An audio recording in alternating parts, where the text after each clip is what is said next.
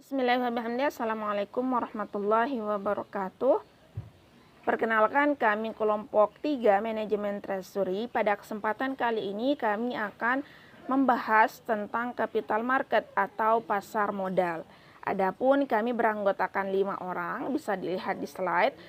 Pada kesempatan kali ini saya Nurul Saadah sebagai pemateri pertama akan menyampaikan pembahasan mengenai pengertian pasar modal. Jadi sebagaimana yang ditampilkan di slide bahwa secara umum pasar modal dapat diartikan sebagai suatu tempat bertemunya para penjual dan pembeli untuk melakukan transaksi dalam rangka memperoleh modal. Jadi penjual dalam pasar modal merupakan perusahaan yang membutuhkan modal atau disebut emiten. Nah, pembeli atau disebut investor adalah pihak yang membeli modal di perusahaan yang menurut mereka menguntungkan. Selanjutnya, instrumen pasar modal. Jadi, instrumen pasar modal ini merupakan objek yang dapat diperjualbelikan di pasar modal. Menurut Kashmir dalam bukunya Bank dan Lembaga Keuangan Non-Bank ada 2 macam instrumen pasar modal. Yang pertama adalah saham. Jadi saham merupakan surat berharga yang bersifat kepemilikan. Artinya si pemilik saham merupakan pemilik perusahaan. Jadi semakin besar saham dalam suatu perusahaan yang dimilikinya, maka semakin besar pula kekuasaannya di perusahaan tersebut. Selanjutnya, instrumen yang kedua adalah obligasi. Secara sederhana, obligasi sendiri merupakan instrumen utang bagi perusahaan yang hendak memperoleh modal.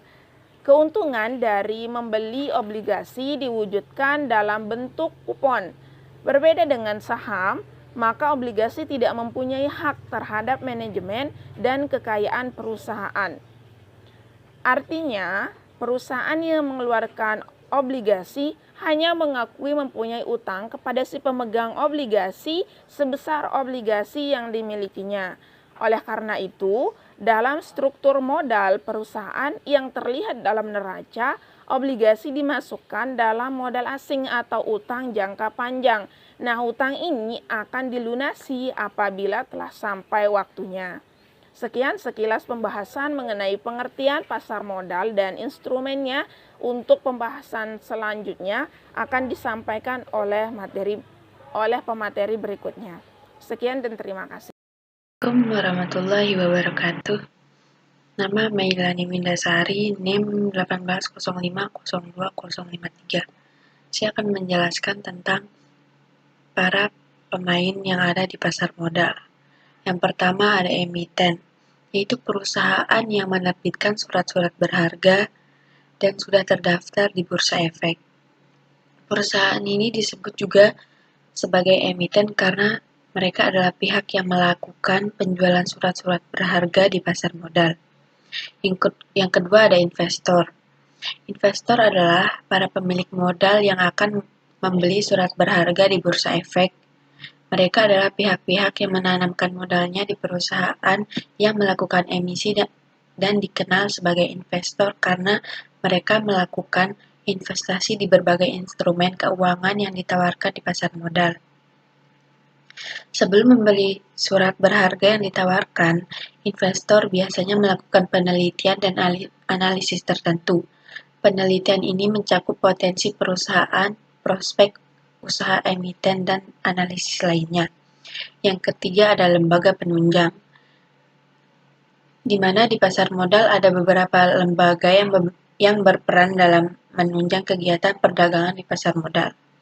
Tugas utamanya adalah memberikan jasa guna mempermudah pihak penjual maupun pembeli surat berharga yang ada di pasar modal.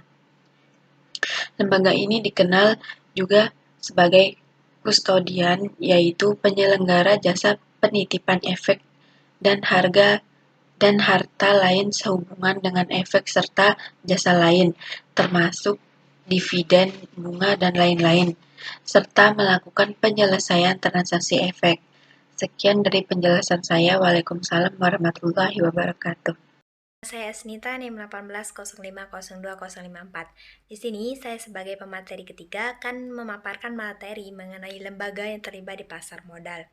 Nah, di sini dapat kita lihat ada dua lembaga yang terlibat di pasar modal. Yang pertama itu lembaga-lembaga pemerintah. Lembaga-lembaga pemerintah merupakan lembaga-lembaga atau badan pemerintah yang ditugaskan dan diperbantukan untuk mendukung dan memperlancar proses perdagangan efek di pasar modal. Nah, yang kedua itu lembaga-lembaga swasta. Mungkin hanya ini yang dapat saya sampaikan. Sekian. Oke, bismillahirrahmanirrahim. Assalamualaikum warahmatullahi wabarakatuh. Perkenalkan, nama saya Ikhwanul Muslimin dengan NIM 1805020055, yang mana pada kesempatan video kali ini saya akan melanjutkan pemaparan materi yang sebelumnya telah disampaikan yang telah dijelaskan oleh pemateri ketiga. Selanjutnya masuk ke prosedur emisi. Di sini dijelaskan bahwa bagi perusahaan yang akan melakukan emisi baik saham maupun obligasi di pasar modal haruslah memenuhi persyaratan dan prosedur yang telah ditetapkan di pasar modal. Prosedur dan persyaratan yang dimaksud ialah persyaratan emisi sampai ke tangan investor. Kemudian dilanjutkan dengan penjualan dan pembelian saham maupun obligasi di obligasi di pasar perdana primer sampai ke pasar sekunder. Selanjutnya yaitu prosedur dan persyaratan emisi harus dilaksanakan sesuai dengan tahapan-tahapan dan prosedur yang telah ditetapkan. Yang pertama, di sini ada 5 tahapan. Di tahapan yang pertama ini tahapan persiapan. Maksud dari tahapan persiapan di sini yaitu sebelum perusahaan melakukan penjualan saham atau obligasi di pasar modal, maka tahap pertama bagi perusahaan yang hendak mencari modal di pasar modal ialah melakukan rapat umum pemegang saham atau disingkat dengan RUPS, yang dimana di dalam RUPS ini dihadiri oleh para pemegang saham yang akan membicarakan tentang 4 hal. Yang pertama, tujuan mencari modal di pasar modal. Yang kedua, jenis modal yang diinginkan. Yang keempat, jumlah modal yang dibutuhkan. Dan yang terakhir, hal-hal lain yang berkaitan dengan emisi. Selanjutnya tahapan yang kedua, penyampaian letter of intent. Oke, di sini penyampaian letter of intent di depan kedua. Maksudnya di sini ialah dari hasil rapat yang telah disetujui dalam RUPS dituangkan dalam surat, kemudian diajukan ke Bapepam sebagai wujud hendak menerbitkan efek di pasar modal. Selanjutnya penyampaian pernyataan pendaftaran.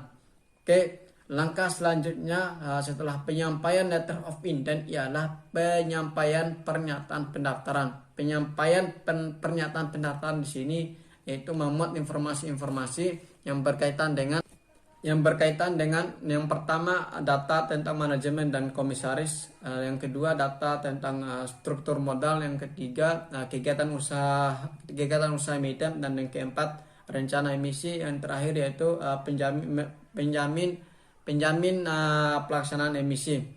Selanjutnya tahapan yang keempat yaitu evaluasi oleh Bapepam. Di sini maksudnya ialah kemudian apabila seluruh dokumen yang dipersyaratkan telah terpenuhi, maka oleh Bapepam akan melakukan evaluasi terhadap dokumen-dokumen yang telah disampaikan.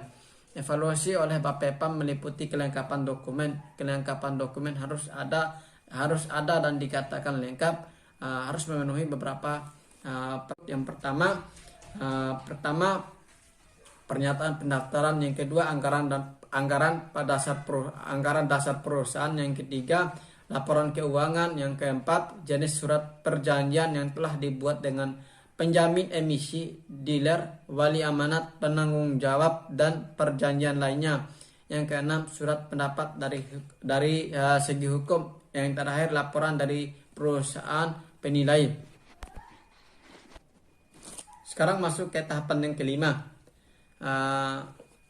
yaitu mendengar pendapat terbuka.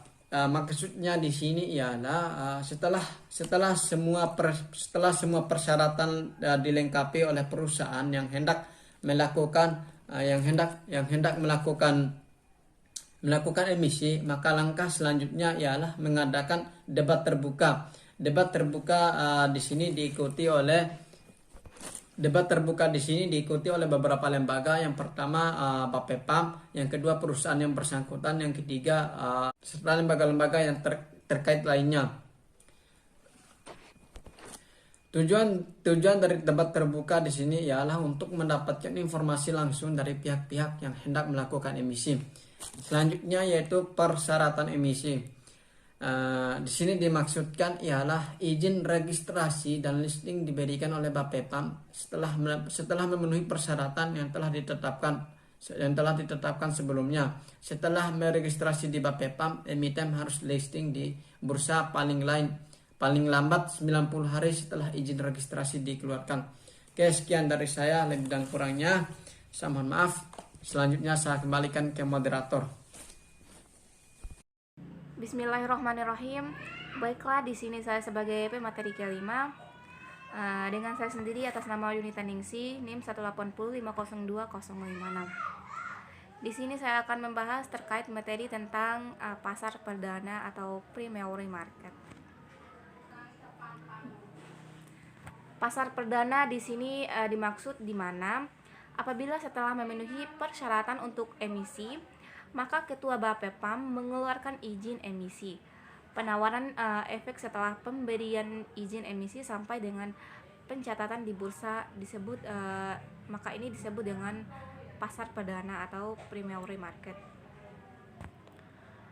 Penawaran efek dalam pasar perdana ini memiliki beberapa tahap persyaratan yang harus dilalui dan dipenuhi. Dari itu, adapun tahap-tahap penawaran efek di pasar perdana yaitu terdiri dari 7 tahap. Di antaranya, yang pertama, pengumuman dan pendistribusian prospektus. Yang dimana di sini pengumuman dan pendistribusian prospektus kepada calon peminat dimaksudkan agar calon pembeli mengetahui kehendak emiten dan mempelajari tawaran-tawaran dari pihak emiten prospek disebarluaskan. Yang kedua itu masa penawaran, yang dimana selanjutnya melakukan penawaran, dimana penawaran dilakukan setelah penyebarluasan prospektus dengan jangka waktu minimal 3 hari kerja, dan jangka waktu antara pemberian izin emisi dengan pada saat pencatatan di bursa ditetapkan dengan maksimal 90 hari. Investor yang hendak memesan efek dilakukan pada masa penawaran di atas dengan cara mengisi formulir yang telah disediakan. Tahap yang ketiga yaitu masa penjatahan. Masa penjatahan ini dimana jika semua pesanan telah dilakukan, maka langkah selanjutnya adalah melakukan pendataan penjatahan yang dilakukan apabila jumlah yang dipesan oleh investor melebihi jumlah yang disediakan emiten. Masa penjatahan ini dihitung 12 hari kerja setelah mulai berakhirnya masa penawaran. Tahap yang keempat yaitu masa pengembalian, yang dimana masa pengembalian ini apabila jumlah yang dipesan oleh investor tidak dapat dipenuhi, maka emiten harus mengembalikan dana yang tidak dapat dipenuhinya dengan batas waktu yaitu maksimal 4 hari dan terhitung mulai dari berakhirnya masa penjatahan. Tahap selanjutnya yaitu penyerahan efek, yang dimana penyerahan efek ini bagi investor yang sudah memperoleh kepastian memperoleh efek, maka tinggal menunggu penyerahan efek. Penyerahan efek ini dilakukan oleh penjamin emisi sesuai pesanan investor melalui agen penjualan dengan maksimum masa penyerahan efek 12 hari kerja dan terhitung mulai tanggal berakhirnya masa penjatahan. Tahap yang keenam yaitu pencatatan efek di bursa, yaitu setelah semua proses di atas dilakukan, maka tibalah saatnya efek dicatat di bursa efek. Pencatatan efek ini merupakan proses akhir emisi efek di pasar perdana dan secara resmi dapat diperdagangkan di pasar sekunder. Tahap terakhir atau ketujuh ialah pasar sekunder atau secondary market, yang dimana pasar sekunder ini dimulai setelah berakhirnya masa pencatatan di pasar perdana. Dalam pasar sekunder pada efek sekunder pada pasar perdana ini dengan efek yang terjadi antara pemegang saham dengan calon saham